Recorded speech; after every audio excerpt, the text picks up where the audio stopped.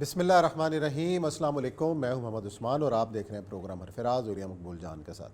नाज़रीन, जब से वज़ीर-ए-आज़म इमरान खान साहब ने अवामी रिलीफ़ का ऐलान किया है, इस पर लगता है कि अपोजिशन को तहफ़्फ़ुज़ात हैं और खुश नहीं है। जब महंगाई थी तो अपोजिशन ववेला मचा रही थी, जब रिलीफ़ दिया गया तब भी ववेला मचाया जा रहा है कि ये किस तरह हुआ और IMF से किस तरह निकल गए और आने वाली हुकूमतों के लिए मसाइल पैदा किए जा रहे हैं। आज इसका तज्ज़िया करेंगे, जायज़ा लेंगे कि क्यों कर मुमकिन हुआ और इसके क्या असरात मुरतब होने वाले हैं। साथ ही प्रोग्राम के अंदर ज़िक्र करेंगे कि रूस यूक्रेन तनाज़े के दौरान तुर्की का जो रोल है वो क्या है और तुर्की की जो डिप्लोमेटिक मूव्स हैं उसके क्या असरात होने वाले हैं। लेकिन पहले मौजू की तरफ बढ़ते हैं और हमारे साथ मौजूद होंगे मारूफ हमारे माशियात जनाब डॉक्टर शाहिद हसन सदीकी साहब और साबिक वज़ीर ख़ज़ाना जनाब सलमान शाह साहब।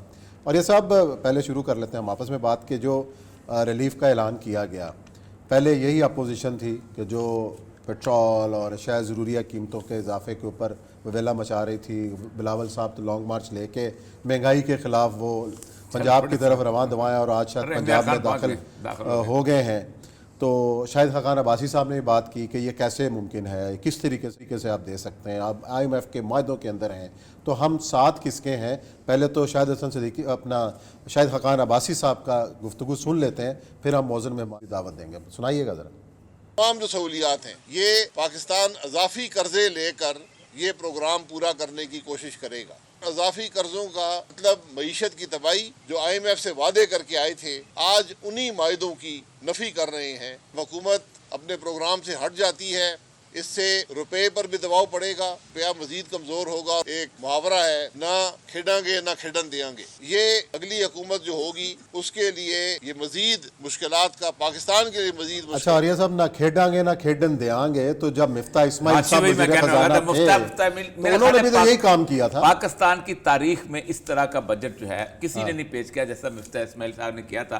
और जिस तरह उन्होंने डॉलर की कीमत गिराई थी और फिर आने वाली उनके लिए मुश्किलात पैदा की थी, ये बेसिकली बुनियादी तौर पर पब्लिक की खैर खाई नहीं होती इसका। ये बुनियादी तौर पर आपका इक़्तिदार का गंद होता है जो आप लेके चलते रहते हैं। लेकिन नॉर्मली होता है ये बेसिकली होना चाहिए जून में जाके कहीं। अच्छा, पहले बजट ये 1 साल पहले जो हुआ है, 1 साल पहले असल में इस मूव को काउंटर करने के लिए। लेकिन जो भी है जिसमें भी रिलीफ आवाम को मिले वो बहुत, एक तो ऑन करना चाहिए कि यार आपने रिलीफ दी, चलो ठीक है, हमारी वजह से किया। हम इस पर जैसे हम ये बिलावल ने कहा है कि हमारी महंगाई मार्च के बाद आपने नून लीग का तो कमाल है। नून लीग तो अपने चक्कर में लगी हुई ना। देखें, हम पाकिस्तान में हर टीवी चैनल ये कहता है हमारी वजह से हुकूमत ने ये ले लिया, हमने कहा हमारी खबर पर नोटिस ले लिया। नून लीग को ये भी नहीं करना आया यार हमारी खबर पर नोटिस ले लिया।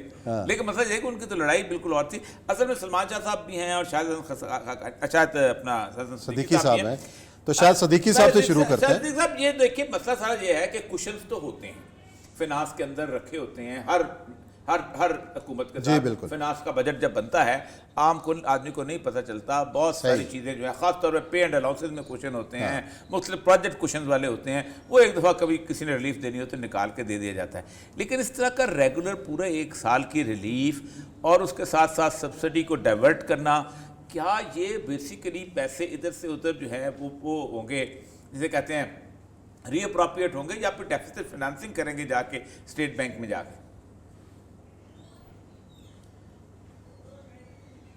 जी सदीकी साहब, आपको आवाज आ रही है? औरिया साहब ने जो सवाल उठाया है। जी, आपकी आवाज हल्की है, जरा सी फरमाएं। बहुत हल्की आई है आवाज आपकी। मैं अर्ज कर रहा था कि इतना बड़ा जो रिलीफ पैकेज आया है, मैं अर्ज कर रहा था कि क्वेश्चंस तो होते हैं हर बजट के अंदर, हर फाइनेंस सेक्रेटरी रखता है क्योंकि इमरजेंसी किसी भी वक्त आ सकती है, और वो पे एंड अलाउंसेस में भी रखा जाता है, बाकी चीज़ों में भी रखे जाते हैं, और ऐसे फेक प्रोजेक्ट भी रखे जाते हैं ताकि कभी न कभी इमरजेंसी को लोग काट कर सैलाब आ गया, ये आ गया, वो आ गया, उसकी वजह से।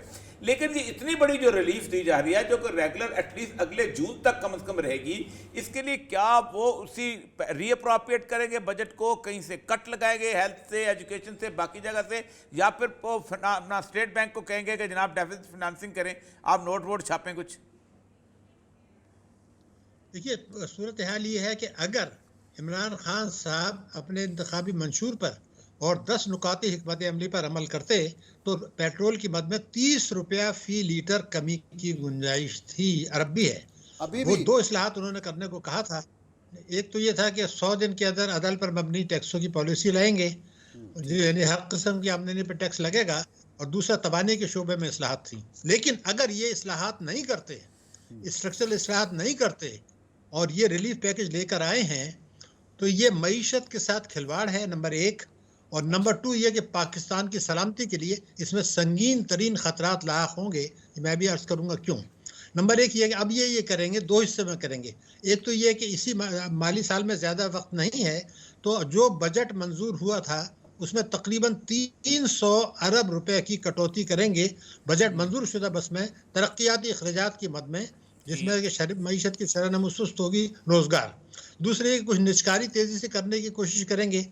तीसरे ये कि जो 1.4 अरब डॉलर का स्पेशल कर्जा IMF ने हमें दिया था कोविड-19 के लिए, वो खर्च नहीं हुआ था, उसको यहाँ डाइवर्ट कर देंगे और ये खबर भी आज गैस के छपी नर्ख हुई है में तेजी अखबार से में। इजाफा कर सकते हैं। ठीक। लेकिन मैं जो चीज़ आपसे अर्ज कर रहा हूँ कि असल जो खेल होगा वो ये होगा कि अभी IMF इस पर जब ये एतराज़ करेगा तो ये उसके साथ मुज़ाकरात शुरू करेंगे। जून आ जाएगा, जून में जो नया बजट आने वाला है उसमें कोई 500 अरब रुपए के इनडायरेक्ट टैक्सेस लगाए जाएंगे अगले बजट में, जो कि जून में आना है, नंबर एक। ठीक। दूसरे ये कि अगर IMF बहुत ज़्यादा जो है वो इसमें हमारे साथ वो करेगा, सख्ती करेगा, जो कि अब कर रहा है। जैसे उसने कहा कि मुझे आपका ऑर्डिनेंस मंजूर नहीं है, आप पार्लियामेंट से जाएं, तो हम अमेरिका की खुशामद करेंगे जैसे माजी में करते रहे हैं। अमेरिका के साथ एक सौदा तय करेंगे।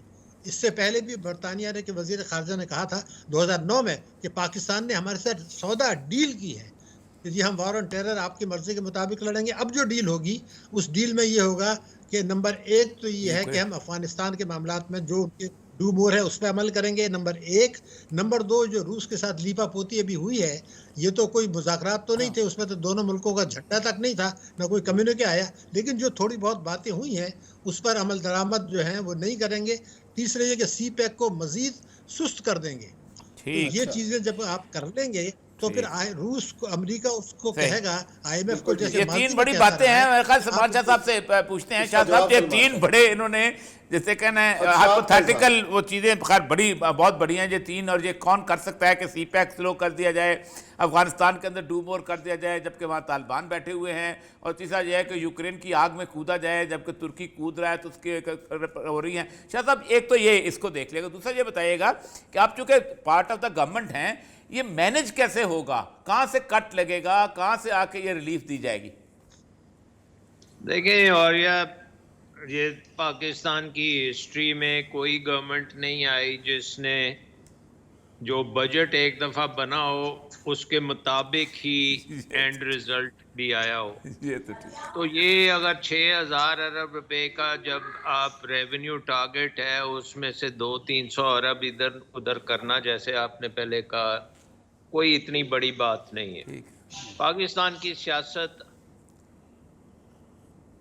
फंक्शनल सियासत है और उसमें अभी आप यही बात कर रहे थे कि आज से 2 दिन पहले ये कहा जा रहा था कि ये हुकूमत रिलीफ क्यों नहीं देती, और आज जब दे दिया है तो अब कहा जा रहा है कि ये तो इन्होंने डिज़ास्टर कर दिया और हम मारे जाएंगे। सो ये सियासत है, इसको उसी नज़र में देखें, सियासी पॉइंट ऑफ व्यू से। इसको गवर्नमेंट ने वो जो इस वक्त अवाम के ऊपर बोझ जाहिर है बहुत ज़्यादा है, इंटरनेशनल प्राइसेस, ऑयल प्राइसेस की और इंटरनेशनल कमोडिटी प्राइसेस की, और जो आपके कर्ज़ों की सूरत हाल है, इंटरनेशनल आपका एक्सचेंज रेट जो है वो भी अंडर प्रेशर आता है। तो उस पॉइंट ऑफ व्यू से ये एक अच्छी पॉलिटिकल मूव है, और आगे चल के ये बजट में उसके मुताबिक एडजस्ट हो जाएगी और कहीं ना कहीं से ये चीज़ निकल आएगी, क्योंकि एक्सपेंडिचर्स जो हैं आप उनको कंट्रोल भी कर लेते हैं, उनको कम भी किया जा सकता है। और आज ये कोई पहली दफ़ा नहीं होगा कि PSDP में कट लग गया है या किसी और चीज़ में कट लग गया है, तो ये होता रहता है। असल चीज़ ये है कि पाकिस्तान की इकॉनमी जो है उसकी जो ट्रांसफॉर्मेशन है वो अफेक्ट नहीं होनी चाहिए। यानी कि आपने जो अब एक्सचेंज रेट शुरू किया है इसको मेंटेन करने की ज़रूरत है, मार्केट बेस्ड एक्सचेंज रेट, जिसमें एक्सपोर्ट ओरिएंटेड जो आपका सेगमेंट है उसको प्रमोट करने की ज़रूरत है। अब आप देख रहे हैं कि एक्सपोर्ट्स में बड़े अरसे के बाद अब एक मोमेंटम है और उसकी वजह से आप इम्प्रूवमेंट भी देख रहे हैं, रेमिटेंसेस भी आपकी ठीक चल रही हैं, ऊपर नीचे इस महीने कुछ नीचे गई हैं लेकिन ऊपर आ जाएंगी।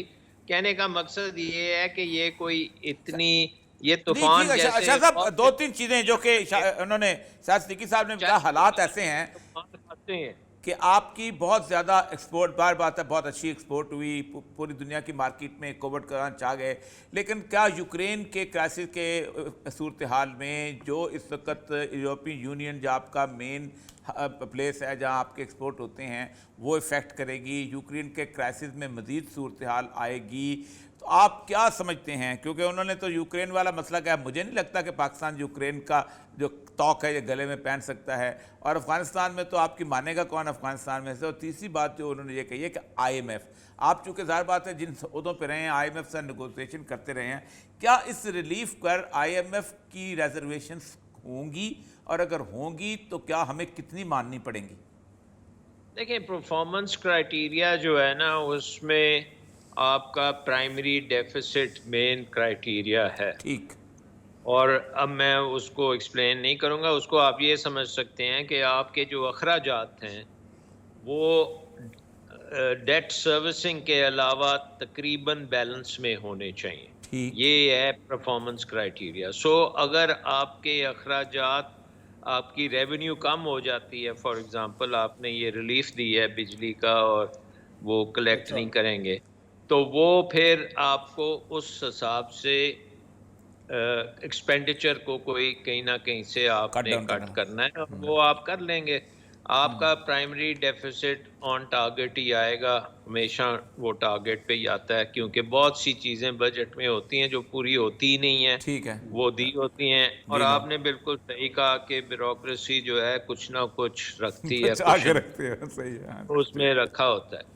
अब मसला जहाँ तक यूक्रेन का है, पाकिस्तान देखें कोई इतना बड़ा प्लेयर नहीं है यूक्रेन में, ना हमारा कोई पॉलिटिकल असर रसूख है रूस पे, ना हमारा यूक्रेन पे।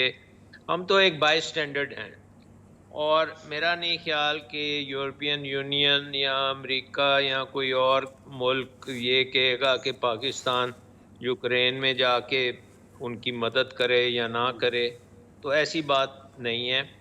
हमारी जो एक्सपोर्ट्स हैं वो उस किस्म की हैं कि जो ज़्यादा अफेक्ट नहीं होंगी। लेकिन अगर होंगी सलमान भी शाह साहब, बहुत- एक सवाल मैं छोड़े जा रहा हूं जिसका जवाब ब्रेक के बाद देंगे। कल यूरोपीय यूनियन ने जो है, हमारी बहुत सारी एक्सपोर्ट ज़ाहिर है वहाँ जाती हैं, उन्होंने मुतालबा किया है कि पाकिस्तान खुलकर जो है मजम्मत करे रशिया की, तो उसके क्या हालात हो सकते हैं? पाकिस्तान को ऐसा करना भी चाहिए या नहीं? और अगर पाकिस्तान की पॉलिसी टूवर्ड रूस टिल्ट होती है तो इसके क्या असरात होंगे? इसका जवाब लेंगे आपसे ब्रेक के बाद। दोनों मेहमान हमारे साथ रहेंगे।